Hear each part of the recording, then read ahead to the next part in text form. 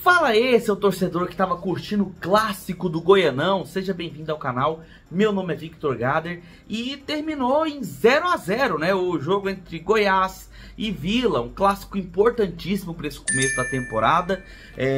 As duas equipes medindo forças até para disputar a liderança do campeonato, mas terminou empatado, melhor pro Vila, tá? O resultado, na minha opinião, é até melhor pro Vila. E eu vi muita gente falando que o jogo não tinha sido muito bom, que tinha sido um jogo ruim, que o jogo tava ruim e tal. Vi gente reclamando. Eu tenho uma visão um pouco diferente, tá, sobre isso, e eu quero falar com vocês nesse vídeo. Mas antes de mais nada, eu peço que deixe seu like, tá? Se você curte esse tipo de conteúdo, se inscreve aqui no canal, é só um cliquezinho, me ajuda demais. Você pode continuar acompanhando esse tipo de conteúdo aqui no canal. Marca o sininho para receber notificações. Então, sem mais delongas, vamos fazer a análise dessa partida, que na minha opinião foi sim um bom jogo, tá? Mas a gente precisa entender o porquê do jogo que nós assistimos agora há pouco. Passando primeiro as escalações dos times, falando primeiro do Goiás, o time mandante, né? Goiás veio a campo num 4-3-3, com linhas mais avançadas. Seguinte maneira, veio com o Tadeu no gol, na lateral o Everton, Ian Souto e Edu na zaga, lateral esquerdo Sander.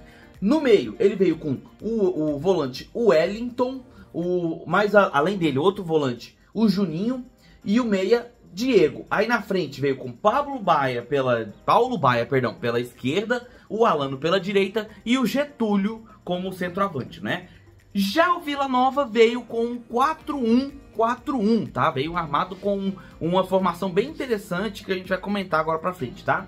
Veio com o Denis Júnior no gol, nas laterais Matheus Pivô e Roberto, aí na zaga ele veio com Ralf e Anderson Conceição, uma zaga mais experiente, né? No meio, ele colocou o Bruno Matias como primeiro volante, ficando até um pouco isolado mais atrás, um pouco da linha de 4 da frente. E essa linha de 4 foi formada pelo Apodi, pelo Alisson, pelo Fernando e pelo João Vitor. E na frente, isolado, o Fernandão. E a gente precisa entender o seguinte, galera. Goiás vindo num 4-3-3, ele avança suas linhas com o intuito de manter a posse de bola e tentar empurrar o adversário para dentro de sua própria área. Jogando em casa, com a torcida apoiando, talvez seja essa uma intenção interessante, tá? Uma ideia legal. Mas existe dois poréns aí, tá? A primeira coisa positiva disso: você tem a posse de bola por mais tempo, fica mais perto da área adversária, e aí você consegue criar mais chances se você tiver uma boa triangulação, um bom passe, né? Consegue fazer o adversário passar algum perigo.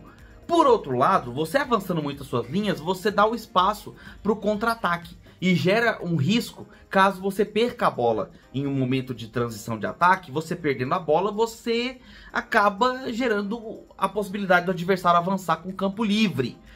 E o Vila Nova estava armado exatamente para isso. E aí fica a crítica ao Zé Ricardo, porque parece que ele não assiste os jogos do Vila. O Igor Magalhães, ele tem uma formação muito específica para o Vila. Qual é essa formação? É esperar o adversário cometer o erro para aproveitar nesse erro em velocidade e avançar no contra-ataque. Ele faz isso em todos os seus jogos. Foi inclusive assim que ele conquistou a boa vitória em cima do próprio Atlético, tá? Mas antes do Vila conseguir fazer isso, a gente precisa comentar algumas coisas que aconteceram na partida. Primeiro, o Goiás jogou ofensivamente melhor do que ele jogou em todas as partidas até agora do campeonato, tá? Conseguindo triangular bem a bola, fazer alguns passes muito mais precisos, encontrar espaço na defesa adversária e finalizar a gols. Tudo bem que a maior parte foi da entrada da área ou de fora da área, mas conseguindo fazer boas finalizações, coisa que não vinha fazendo, tá, nos outros jogos. Mesmo porque a defesa do Vila é uma defesa mais experiente, mas ao mesmo tempo mais lenta. Você tem Ralf e Anderson Conceição ali na parte defensiva, sendo apoiados por Matheus Pivô e por Roberto, né? Só que assim, por mais que o Roberto e o Matheus Pivô tentem fazer a cobertura e o Bruno Matias volte para fazer essa cobertura também, o Goiás estava encontrando muitos espaços. Só que é aquela questão, o Goiás fazendo uma boa partida, mas dando espaços lá atrás. E nisso, a primeira chance clara de gol foi do Vila, tá? Por mais que o Goiás tenha finalizado de fora da área, tentado chegar com mais perigo ao gol, o Vila teve a primeira chance clara, com o Apodi numa raspinha ali, numa cabeçada do Fernandão. O Apodi finaliza e um pouco antecipadamente, na minha opinião, podia ter chegado mais perto do gol, mas ele finaliza e vai por cima do gol do Tadeu. E aí depois, pouco depois, a gente tem o gol anulado do Goiás, né? Uma troca de passes ali com a parede do Getúlio, que o Dieguinho chega de trás e finaliza. Só que foi muito bem anulado, tá? O Getúlio estava impedido e, né, enfim, acabou ocasionando essa anulação. Inclusive, fazer um parênteses aqui para falar sobre o Getúlio, né? O Getúlio realmente não mostrou até agora que veio. É um atacante que ele não volta para participar da jogada, como o próprio Fernandão faz no Vila, ele não faz no Goiás, o Getúlio.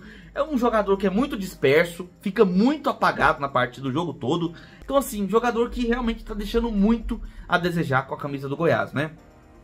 E aí, depois do gol anulado, quem teve mais chances de gol foi o Vila, tá? O Vila teve uma falta com uma defesaça do Tadeu, né? Uma falta cobrada do lado esquerdo ali da área. Teve uma finalização do Alisson, que fez uma jogadaça dentro da área, finalizou, e o Tadeu fez outro milagre, uma grande defesa também. E o Vila estava comandando as ações ofensivas, mesmo com o Goiás tendo posse de bola. E é o que a gente fala. Posse de bola, galera, não significa você ter o controle do jogo, tá? O Goiás não tinha o controle do jogo. Quem controlava as ações era o Vila, porque o Vila fazia aquilo que tinha vindo para se propor. Defendia-se muito bem e saía com velocidade no contra-ataque, levando perigo ao adversário. O gol, como eu falei, foi bem anulado, e tivemos também aquele lance com a bola batendo na mão do jogador do Vila, onde o Goiás ficou cobrando pênalti. E galera, não tem polêmica nenhuma nisso, tá? Não existe polêmica para se discutir. A bola pega no braço com o braço colado ao corpo. Isso é lance normal, segue o jogo. Então não vou nem entrar nesse mérito, não foi pênalti, não tem discussão, não tem polêmica, tá?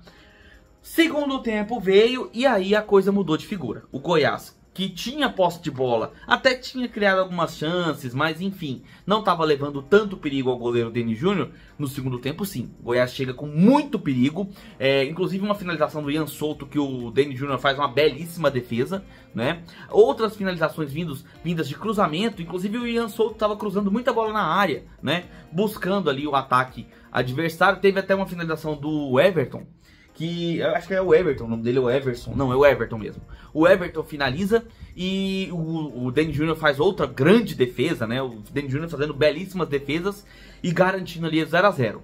Vieram as substituições e com isso entrou no Goiás entraram o Johnny Lucas, isso mais pro final do jogo, mas entraram o Ivan Torres, o Luiz Henrique entrou também no lugar do Paulo Baia, né? O Pedrinho finalmente foi usado no lugar do Getúlio, que na minha opinião deveria ter saído no intervalo, tá? O Pedrinho entrou no segundo tempo e o Mateuzinho entrou no lugar do Alan, tá? Essas substituições do técnico Zé Ricardo. No Vila a gente teve a entrada do Rian no lugar do Bruno Matista, tava cansado, né? Tivemos o Apodi sendo substituído pelo Igor Bolt, que pouco fez na partida, sejamos sinceros. O Quinteiro entrou no final do jogo no lugar do João Vitor.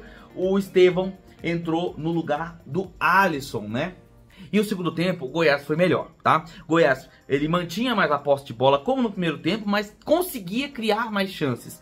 Pelo menos até as substituições. Uma vez que o Goiás mudou tanto sua parte ofensiva, perdeu o pouco entrosamento que mostrou no primeiro tempo. E aí teve dificuldades, tá?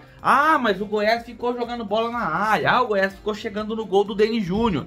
Galera, isso foi muito mais pelo cansaço adversário na zaga. Lembrando que a zaga era formada por Ralf e Anderson Conceição. Uma zaga experiente, mas já mais envelhecida, né? Uma zaga mais envelhecida. E também, galera, contando também com a pressão que o Goiás fazia jogando em casa, tá? O Vila começou a não conseguir sair do campo defensivo. O Fernandão pouco recebia a bola, né? Com as substituições, a gente viu um pouquinho ali do Igor Bolt tentando alguma jogada junto com o Estevão, mas pouca coisa, tá? Pouca coisa mesmo. No segundo tempo, o Vila entregou demais a bola para o adversário. O Vila levou muito mais perigo de sofrer gols no segundo tempo com o Goiás desentrosado do que no primeiro tempo, quando o Goiás ainda tinha o time titular em campo, né?